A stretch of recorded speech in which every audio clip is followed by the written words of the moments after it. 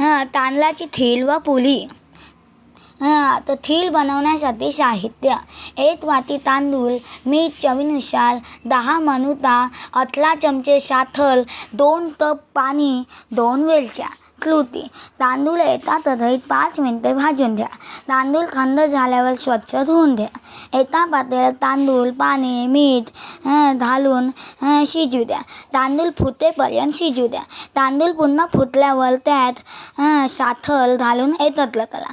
मग त्यात मनुका, वेलची पूड टाकून एकत्र करा. 5 मिनिटांनंतर आपली स्वादिष्ट तांदळाची खीर तयार.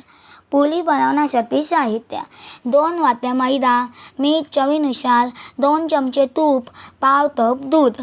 कृती: मैदा घेऊन चाळणीने चाळून घ्या. त्यात तूप, मीठ घालून एकत्र करा. त्यात थोडे थोडे दूध टाकून मळून घ्या. पीठ घट्टसर मळून घ्या. पीठ मळून झाल्यावर त्याचे छोटे छोटे गोळे तळून पीठ लावून लाटून घ्या. तळतळीत तेलात पुऱ्या तळून घ्या.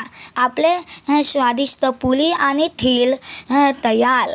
हा माझा व्हिडिओ आवडला असेल तर मला जरूर सबस्क्राईब करा, शेअर करा आणि लाईक करा.